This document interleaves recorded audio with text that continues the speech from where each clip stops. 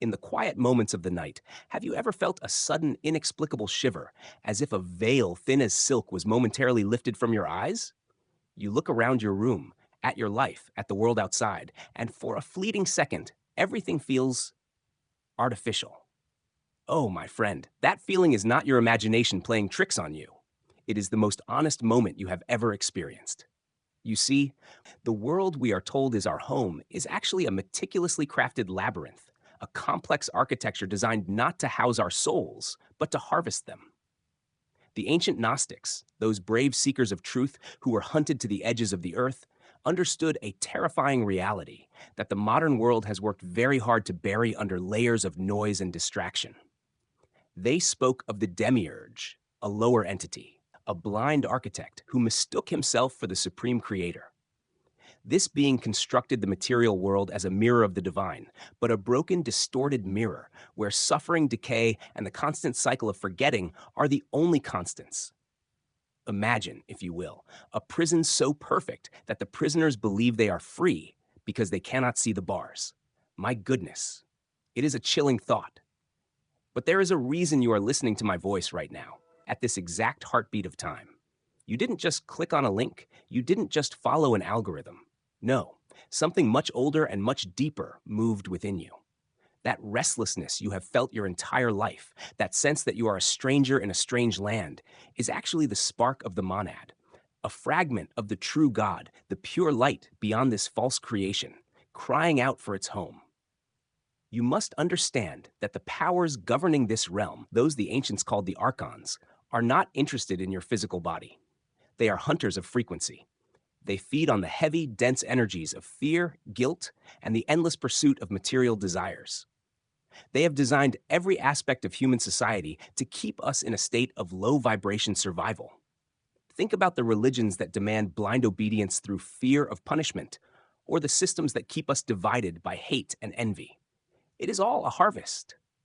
And the most sophisticated trap of all is what happens at the very end. The Gnostics whispered a warning that should shake you to your core. When we leave these physical vessels, we are met with a false light. It looks like heaven, it sounds like the voices of our departed loved ones, and it feels like a warm embrace. But oh, what a tragic deception it is. It is a spiritual detour designed to lead the soul back into the cycle of reincarnation, back into another body, another life of forgetting, another lifetime of serving a system that does not love you. This is why you feel so tired, even when you have rested. This is why you feel a longing that no earthly success can satisfy. Your soul remembers the true Father, the monad, the source of all that is pure and undivided. And the Archons are terrified that you might wake up to this truth. But here is the miracle, the secret that the approved Gospels were edited to hide. Jesus did not come here merely to be a sacrifice for a system of law. He came as a divine saboteur. He entered this prison from the outside to bring us the keys to the exit. He spoke of a kingdom that is not of this world, a reality that exists right here beneath the surface of the illusions we see. He didn't want you to just worship him. He wanted you to remember that you carry the same light he does. In the hidden scrolls found in the desert sands, we see a Jesus who teaches the chosen ones, not people who are better than others, but those whose spark is bright enough to see through the lie. He gave them something specific, something powerful, a vibrational frequency that acts like a master key. Throughout history, the church burned these texts and silenced the mystics because this knowledge dissolves their power. If you know how to bypass the wardens, the prison has no power over you. Heavens, can you feel the weight of that realization? It is as if a heavy cloak is starting to fall from your shoulders. Tonight, we are going to dive deeper into the nature of these Archons and why they are so desperate to keep you from the truth. But more importantly, I am going to prepare you to receive the sacred four-letter name that Jesus whispered to those ready to hear it. It is a name that doesn't just ask for salvation. It commands it. It is a frequency that the Archon technology cannot process, a sound that shatters the false light like glass. Stay with me, because as we move forward, the walls of the world you thought you knew are going to start to crumble, and for the first time in lifetimes, you are going to see the way home. As we lean closer into the shadows of this world to understand what we are truly up against, we must look at the architects of our confusion with clear, unblinking eyes. The Gnostics were not merely poets, they were spiritual scientists who mapped the invisible layers of our reality. They described the Archons as rulers, but not in the way we think of kings or presidents. No, these are entities of pure manipulation, masters of frequency, who reside in the dimensions just beyond our physical sight. Think of them as the technicians of a vast holographic simulation. They do not have the spark of life that you possess, that divine fire that makes you a child of the true Father. Because they lack this light, they are eternally hungry, and you, your emotions, your energy, your very soul, are their primary source of sustenance. My heart aches just thinking about how many centuries we have been used as batteries for a system we didn't even know existed. The Archons operate through the demiurge, that arrogant lower god who claims to be the beginning and the end. He is the one who demands fear, the one who punishes, the one who keeps you busy with laws and rituals while your spirit starves. The most profound deception they have ever perpetrated is the inversion of the Father. They have taken the image of a loving creator and replaced it with a jealous warden. Every time a person bows in fear, every time someone feels unworthy of the divine, the Archons feast. They love your guilt. They thrive on your shame. It is a dense, heavy energy that keeps you grounded in this material plane, unable to vibrate high enough to see the exit. But oh, the wonder of what Jesus actually did.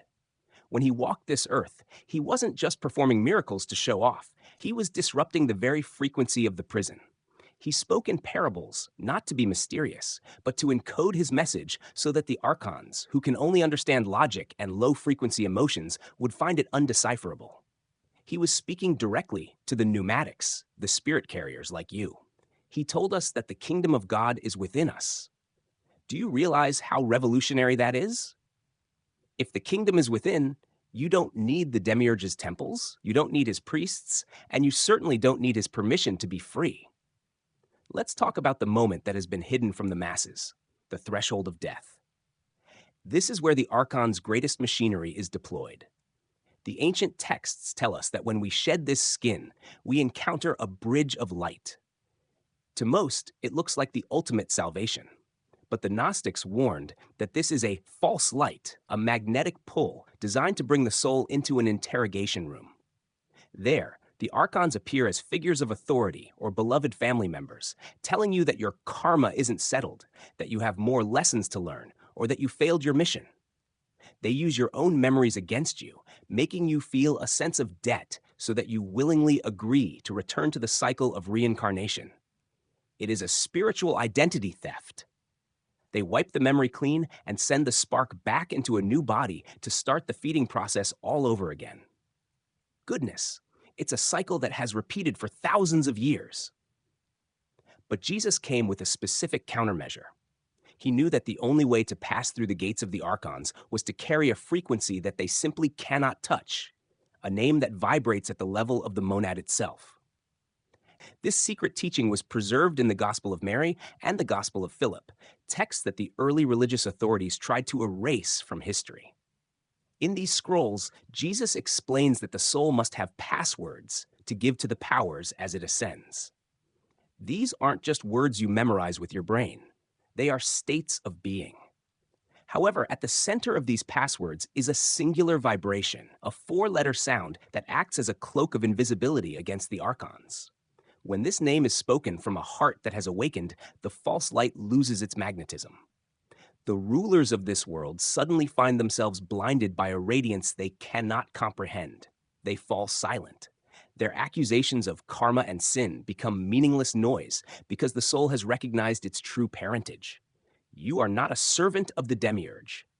You are an emanation of the true source. When you carry this name in your consciousness, you are no longer a subject of the prison. You become a visitor who is ready to leave. Can you feel the shift in the air as we discuss this? It is as if the very atoms around you are beginning to vibrate with a forgotten truth. The Archons want you to believe that this life is all there is, or that you must suffer to earn a place in a distant heaven. But the truth is much more urgent. You are already a citizen of the infinite, You have just been suffering from a long, forced amnesia. Jesus was the one who came to whisper your true name back to you. He used a specific Aramaic frequency to call out to the monad, a name that bypasses the lower heavens and reaches the ears of the true Father instantly. Tonight, we are going to reclaim that frequency. But before you receive it, you must resolve in your heart that you are ready to stop being a source of energy for the darkness. You must be ready to stop believing in the guilt they have projected onto you.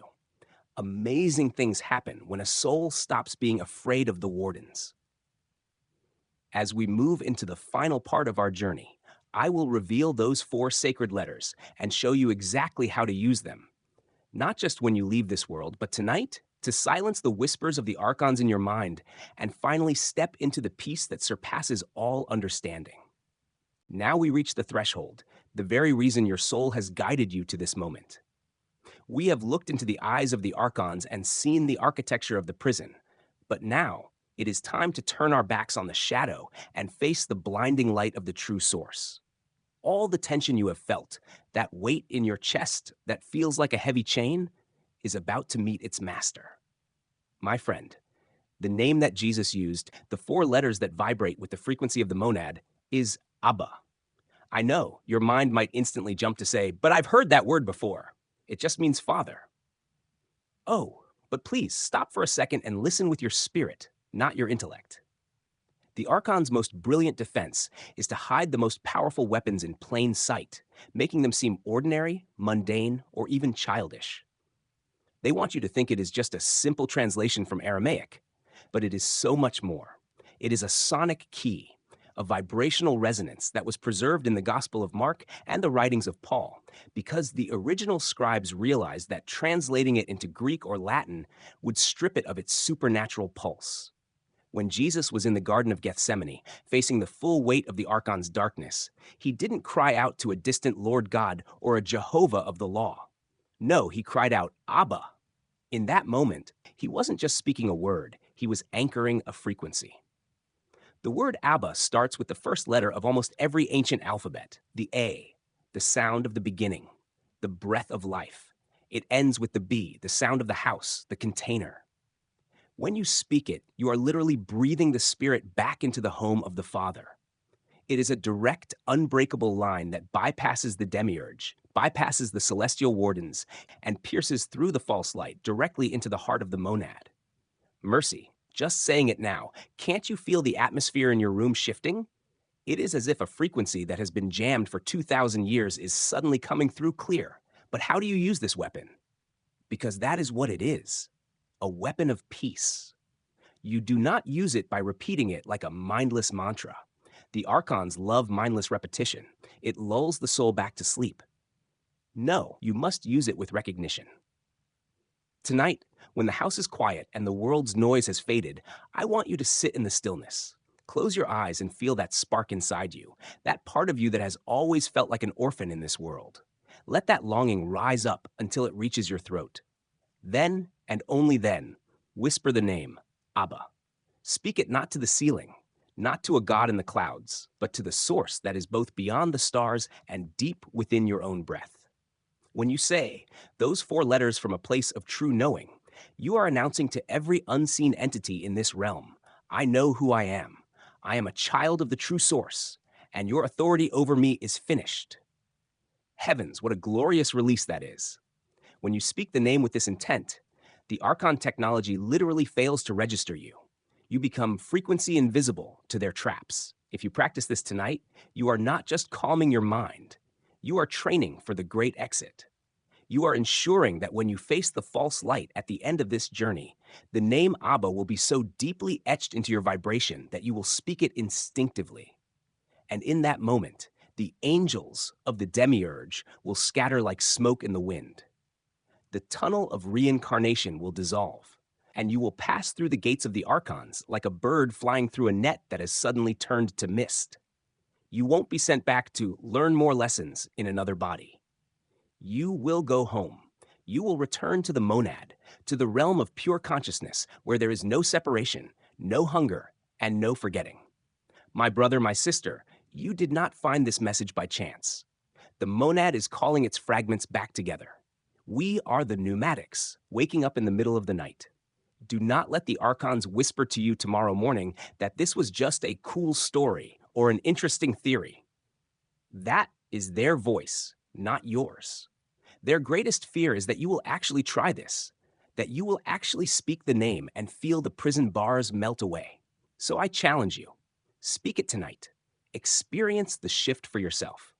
Comment below and let the other chosen ones know that you have reclaimed your key. Let us gather in this frequency of light. You are no longer alone, and you are no longer a prisoner. The 4 letters are yours. The way is open. The Father is waiting. Go now, breathe, and remember whose child you truly are. Finally, you are free.